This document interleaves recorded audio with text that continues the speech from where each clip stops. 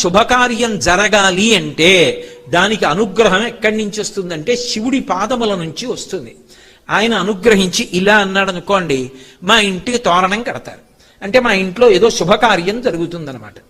మా ఇంట్లో శుభకార్యం జరగాలి అని కోరిక నాకు ఉందనుకోండి, శివానుగ్రహం కలగాలి. కలిగితే ఆయన ఇలా అంటే ఎగిరి వచ్చి తోరణం ఇంటి లక్ష్మి కమ్మిని పట్టుకుంటుంది. ఇంట్లో కోరిక తీరిందని గుర్తు. ఏదో నా వంశం పెరగాలి, నాకు మనవడ కావాలనుకున్నాను, ఆయన ఇలా అన్నాడు, తోరణం ఎగిరి వచ్చి పట్టుకుంది. నాకు మనవడు పుట్టాడు, వాడికి బాలసారి చేస్తాను, వంశం వృద్ధిలోకి వచ్చింది, చూశాను, సంతోషించానని గుర్తు.